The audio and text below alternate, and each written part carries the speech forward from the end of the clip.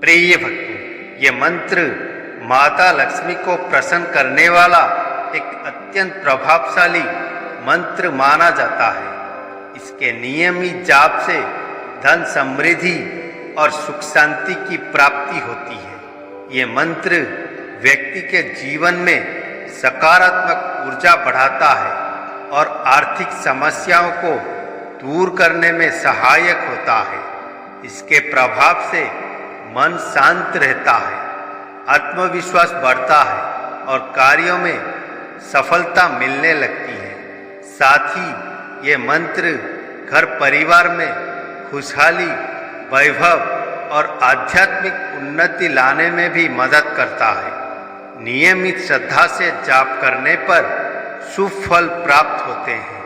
आइए इस मंत्र का जाप और श्रवण कर लेते हैं। इस मंत्र का जाप और श्रवण करने से पहले हमारे चैनल ध्यान मार्ग को सब्सक्राइब करें और कमेंट में माता लक्ष्मी अवश्य लिखें।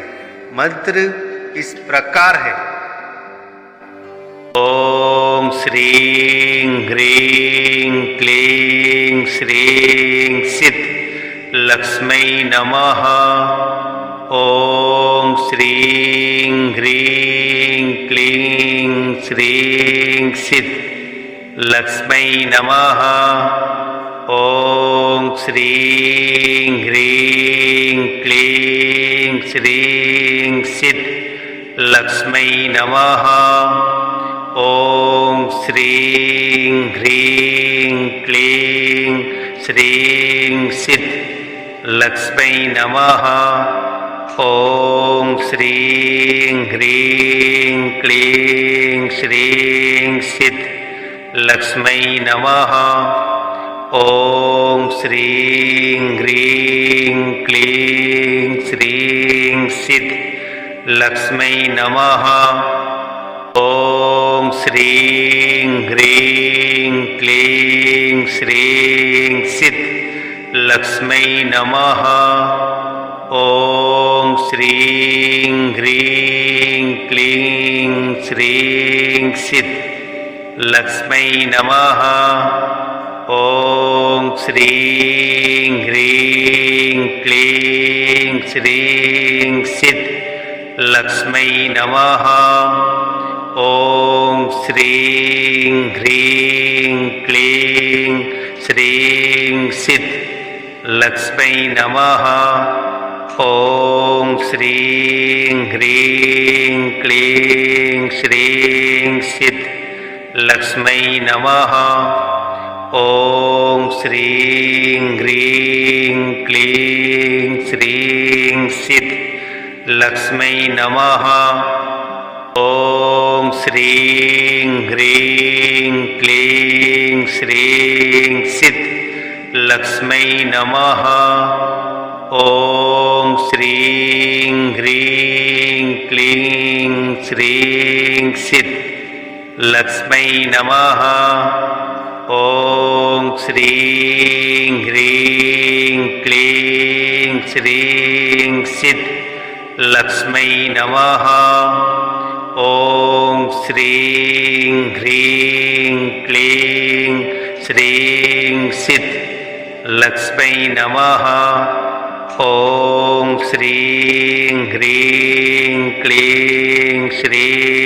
सिद्ध लक्ष्मै नमः। ओम श्रीं ह्रीं क्लीं श्रीं सिद्ध लक्ष्मै नमः। ओम श्रीं ह्रीं क्लीं श्रीं सिद्ध लक्ष्मै नमः। ओम श्रीं ह्रीं क्लीं श्रीं सिद्ध लक्ष्मै नमः। ओम श्रीं ह्रीं क्लीं श्रीं सिद्ध लक्ष्मै नमः। ओम श्रीं ह्रीं क्लीं श्रीं सिद्ध लक्ष्मै नमः। ओम श्रीं ह्रीं क्लीं श्रीं सिद्ध लक्ष्मै नमः। ॐ श्रीं ह्रीं क्लीं श्रीं सिद्ध लक्ष्मै नमः। ॐ श्रीं ह्रीं क्लीं श्रीं सिद्ध लक्ष्मै नमः। ॐ श्रीं ह्रीं क्लीं श्रीं सिद्ध लक्ष्मै नमः। ॐ श्रीं ह्रीं क्लीं श्रीं सिद्ध लक्ष्मै नमः। ॐ श्रीं ह्रीं क्लीं श्रीं सिद्ध लक्ष्मै नमः। ॐ श्रीं ह्रीं क्लीं श्रीं सिद्ध लक्ष्मै नमः। ॐ श्रीं ह्रीं क्लीं श्रीं सिद्ध लक्ष्मै नमः। ॐ श्रीं ह्रीं क्लीं श्रीं सिद्ध लक्ष्मै नमः। ॐ श्रीं ह्रीं क्लीं श्रीं सिद्ध लक्ष्मै नमः। ॐ श्रीं ह्रीं क्लीं श्रीं सिद्ध लक्ष्मै नमः। ॐ श्रीं ह्रीं क्लीं श्रीं सिद्ध लक्ष्मै नमः। ॐ श्रीं ह्रीं क्लीं श्रीं सिद्ध लक्ष्मै नमः। ॐ श्रीं ह्रीं क्लीं श्रीं सिद्ध लक्ष्मै नमः। ॐ श्रीं ह्रीं क्लीं श्रीं सिद्ध लक्ष्मै नमः। ॐ श्रीं ह्रीं क्लीं श्रीं सिद्ध लक्ष्मै नमः। ॐ श्रीं ह्रीं क्लीं श्रीं सिद्ध लक्ष्मै नमः। ॐ श्रीं ह्रीं क्लीं श्रीं सिद्ध लक्ष्मै नमः। ॐ श्रीं ह्रीं क्लीं श्रीं सिद्ध लक्ष्मै नमः। ॐ श्रीं ह्रीं क्लीं श्रीं सिद्ध लक्ष्मै नमः। ॐ श्रीं ह्रीं क्लीं श्रीं सिद्ध लक्ष्मै नमः। ॐ श्रीं ह्रीं क्लीं श्रीं सिद्ध लक्ष्मै नमः। ॐ श्रीं ह्रीं क्लीं श्रीं सिद्ध लक्ष्मै नमः। ॐ श्रीं ह्रीं क्लीं श्रीं सिद्ध लक्ष्मै नमः। ॐ श्रीं ह्रीं क्लीं श्रीं सिद्ध लक्ष्मै नमः। ॐ श्रीं ह्रीं क्लीं श्रीं सिद्ध लक्ष्मै नमः।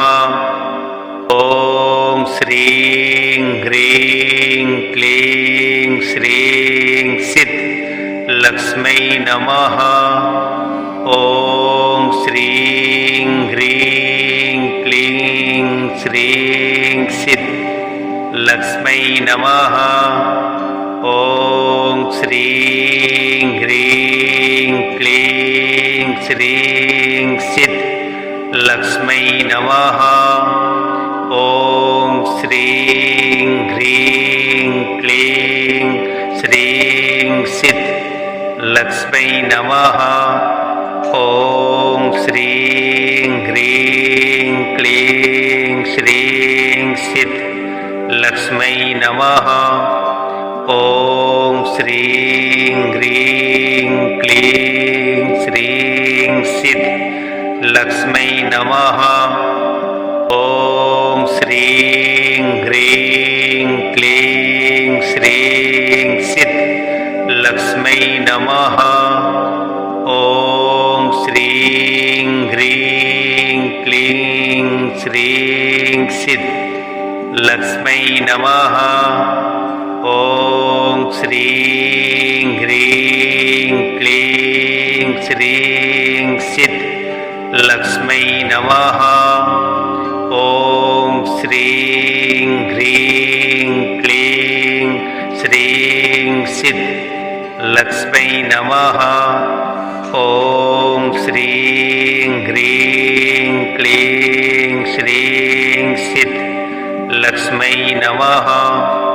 ॐ श्रीं ह्रीं क्लीं श्रीं सिद्धलक्ष्मै नमः। ॐ श्रीं ह्रीं क्लीं श्रीं सिद्धलक्ष्मै नमः। ॐ श्रीं ह्रीं क्लीं श्रीं सिद्धलक्ष्मै नमः। ॐ श्रीं ह्रीं क्लीं श्रीं सिद्धलक्ष्मै नमः। ॐ श्रीं ह्रीं क्लीं श्रीं सिद्धलक्ष्मै नमः। ॐ श्रीं ह्रीं क्लीं श्रीं सिद्धलक्ष्मै नमः। ॐ श्रीं ह्रीं क्लीं श्रीं सिद्धलक्ष्मै नमः। ॐ श्रीं ह्रीं क्लीं श्रीं सिद्धलक्ष्मै नमः। ॐ श्रीं ह्रीं क्लीं श्रीं सिद्धलक्ष्मै नमः। ॐ श्रीं ह्रीं क्लीं श्रीं सिद्धलक्ष्मै नमः। ॐ श्रीं ह्रीं क्लीं श्रीं सिद्धलक्ष्मै नमः। ॐ श्रीं ह्रीं क्लीं श्रीं सिद्धलक्ष्मै नमः। ॐ श्रीं ह्रीं क्लीं श्रीं सिद्धलक्ष्मै नमः। ॐ श्रीं ह्रीं क्लीं श्रीं सिद्धलक्ष्मै नमः। ॐ श्रीं ह्रीं क्लीं श्रीं सिद्धलक्ष्मै नमः। ॐ श्रीं ह्रीं क्लीं श्रीं सिद्धलक्ष्मै नमः। ॐ श्रीं ह्रीं क्लीं श्रीं सिद्धलक्ष्मै नमः। ॐ श्रीं ह्रीं क्लीं श्रीं सिद्धलक्ष्मै नमः। ॐ श्रीं ह्रीं क्लीं श्रीं सिद्धलक्ष्मै नमः। ॐ श्रीं ह्रीं क्लीं श्रीं सिद्धलक्ष्मै नमः। ॐ श्रीं ह्रीं क्लीं श्रीं सिद्धलक्ष्मै नमः। ॐ श्रीं ह्रीं क्लीं श्रीं सिद्धलक्ष्मै नमः। ॐ श्रीं ह्रीं क्लीं श्रीं सिद्धलक्ष्मै नमः। ॐ श्रीं ह्रीं क्लीं श्रीं सिद्धलक्ष्मै नमः। ॐ श्रीं ह्रीं क्लीं श्रीं सिद्ध लक्ष्मै नमः। ॐ श्रीं ह्रीं क्लीं श्रीं सिद्ध लक्ष्मै नमः। ॐ श्रीं ह्रीं क्लीं श्रीं सिद्ध लक्ष्मै नमः। ॐ श्रीं ह्रीं क्लीं श्रीं सिद्ध लक्ष्मै नमः। ॐ श्रीं ह्रीं क्लीं श्रीं सिद्ध लक्ष्मै नमः। ॐ श्रीं ह्रीं क्लीं श्रीं सिद्ध लक्ष्मै नमः।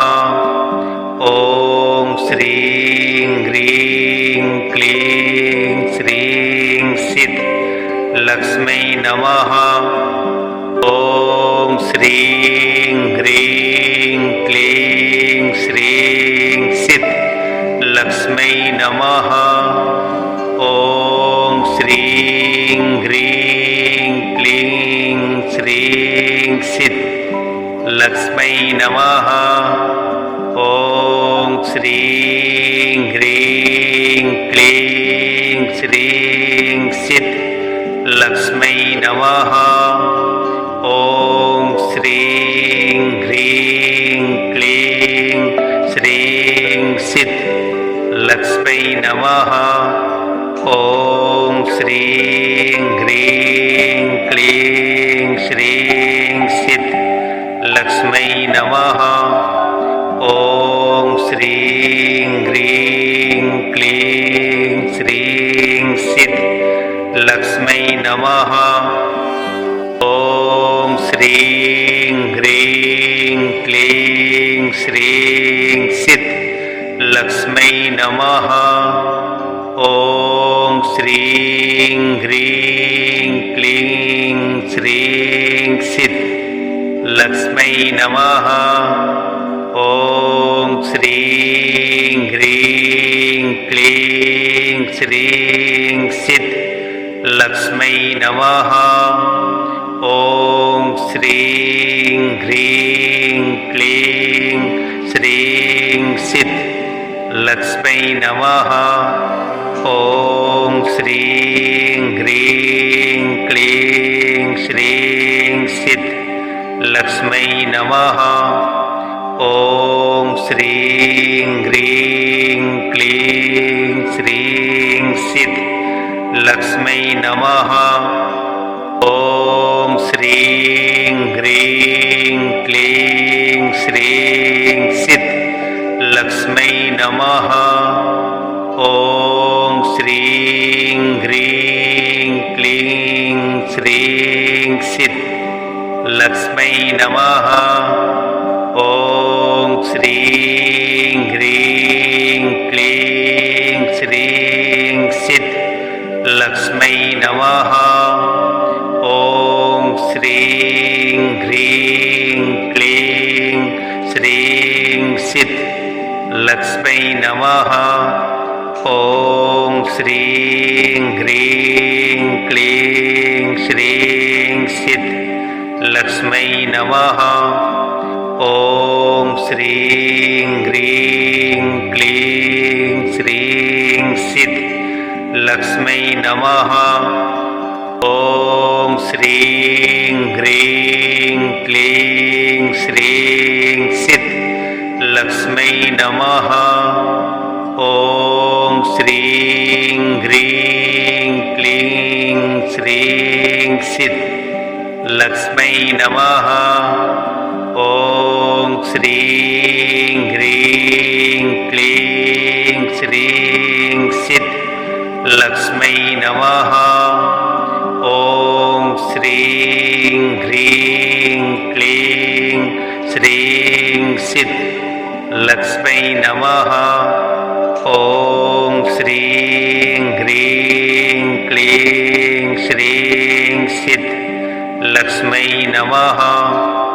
ॐ श्रीं ह्रीं क्लीं श्रीं सिद्ध लक्ष्मै नमः।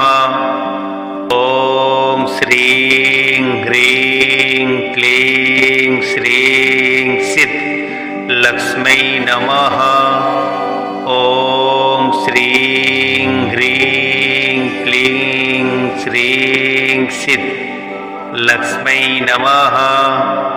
ॐ श्रीं ह्रीं क्लीं श्रीं सिद्ध लक्ष्मै नमः।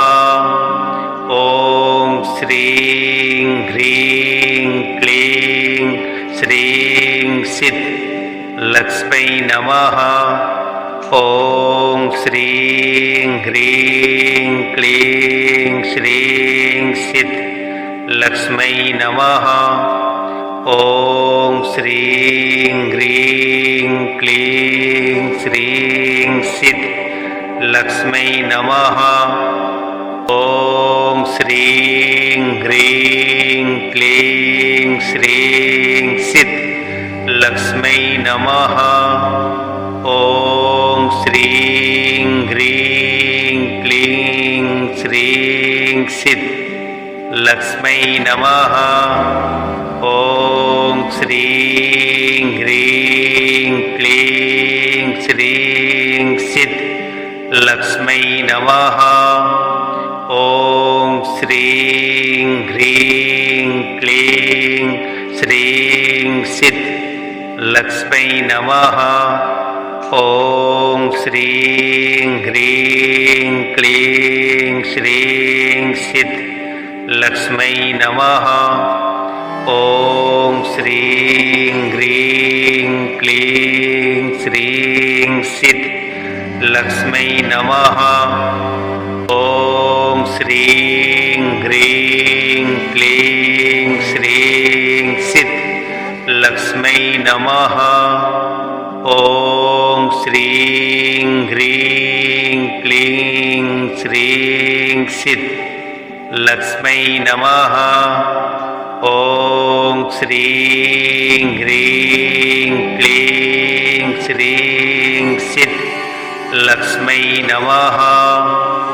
ॐ श्रीं ह्रीं क्लीं श्रीं सिद्ध लक्ष्मै नमः। ॐ श्रीं ह्रीं क्लीं श्रीं सिद्ध लक्ष्मै नमः। ॐ श्रीं ह्रीं क्लीं श्रीं सिद्ध लक्ष्मै नमः। ॐ श्रीं ह्रीं क्लीं श्रीं सिद्ध लक्ष्मै नमः।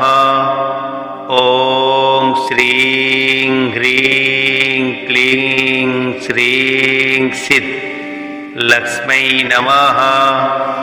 ॐ श्रीं ह्रीं क्लीं श्रीं सिद्ध लक्ष्मै नमः। ॐ श्रीं ह्रीं क्लीं श्रीं सिद्ध लक्ष्मै नमः। ॐ श्रीं ह्रीं क्लीं श्रीं सिद्ध लक्ष्मै नमः। ॐ श्रीं ह्रीं क्लीं श्रीं सिद्ध लक्ष्मै नमः। ॐ श्रीं ह्रीं क्लीं श्रीं सिद्ध लक्ष्मै नमः। ॐ श्रीं ह्रीं क्लीं श्रीं सिद्ध लक्ष्मै नमः। ॐ श्रीं ह्रीं क्लीं श्रीं सिद्ध लक्ष्मै नमः। ॐ श्रीं ह्रीं क्लीं श्रीं सिद्ध लक्ष्मै नमः। ॐ श्रीं ह्रीं क्लीं श्रीं सिद्ध लक्ष्मै नमः। ॐ श्रीं ह्रीं क्लीं श्रीं सिद्ध लक्ष्मै नमः। ॐ श्रीं ह्रीं क्लीं श्रीं सिद्ध लक्ष्मै नमः। ॐ श्रीं ह्रीं क्लीं श्रीं सिद्ध लक्ष्मै नमः। ॐ श्रीं ह्रीं क्लीं श्रीं सिद्ध लक्ष्मै नमः। ॐ श्रीं ह्रीं क्लीं श्रीं सिद्ध लक्ष्मै नमः। ॐ श्रीं ह्रीं क्लीं श्रीं सिद्ध लक्ष्मै नमः। ॐ श्रीं ह्रीं क्लीं श्रीं सिद्ध लक्ष्मै नमः। ॐ श्रीं ह्रीं क्लीं श्रीं सिद्ध लक्ष्मै नमः। ॐ श्रीं ह्रीं क्लीं श्रीं सिद्ध लक्ष्मै नमः। ॐ श्रीं ह्रीं क्लीं श्रीं सिद्ध लक्ष्मै नमः। ॐ श्रीं ह्रीं क्लीं श्रीं सिद्ध लक्ष्मै नमः। ॐ श्रीं ह्रीं क्लीं श्रीं सिद्ध लक्ष्मै नमः।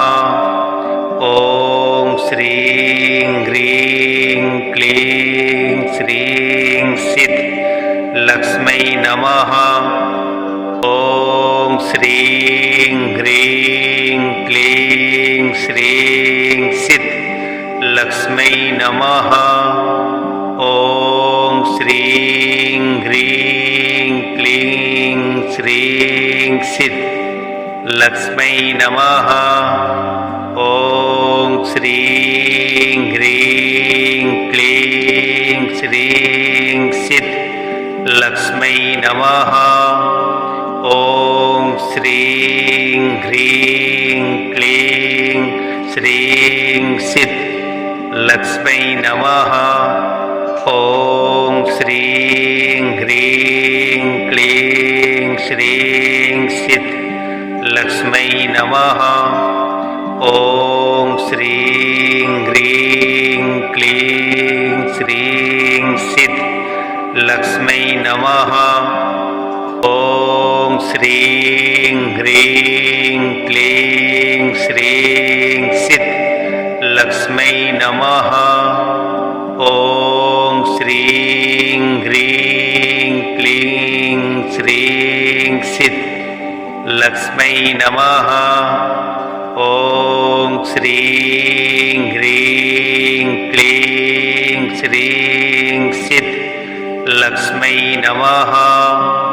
ॐ श्रीं ह्रीं क्लीं श्रीं सिद्ध लक्ष्मै नमः। ॐ श्रीं ह्रीं क्लीं श्रीं सिद्ध लक्ष्मै नमः। ॐ श्रीं ह्रीं क्लीं श्रीं सिद्ध लक्ष्मै नमः। ॐ श्रीं ह्रीं क्लीं श्रीं सिद्ध लक्ष्मै नमः। ॐ श्रीं ह्रीं क्लीं श्रीं सिद्ध लक्ष्मै नमः। ॐ श्रीं ह्रीं क्लीं श्रीं सिद्ध लक्ष्मै नमः। ॐ श्रीं ह्रीं क्लीं श्रीं सिद्ध लक्ष्मै नमः। ॐ श्रीं ह्रीं क्लीं श्रीं सिद्ध लक्ष्मै नमः। ॐ श्रीं ह्रीं क्लीं श्रीं सिद्ध लक्ष्मै नमः। ॐ श्रीं ह्रीं क्लीं श्रीं सिद्ध लक्ष्मै नमः। ॐ श्रीं ह्रीं क्लीं श्रीं सिद्ध लक्ष्मै नमः। ॐ श्रीं ह्रीं क्लीं श्रीं सिद्ध लक्ष्मै नमः। ॐ श्रीं ह्रीं क्लीं श्रीं सिद्ध लक्ष्मै नमः। ॐ श्रीं ह्रीं क्लीं श्रीं सिद्ध लक्ष्मै नमः। ॐ श्रीं ह्रीं क्लीं श्रीं सिद्ध लक्ष्मै नमः।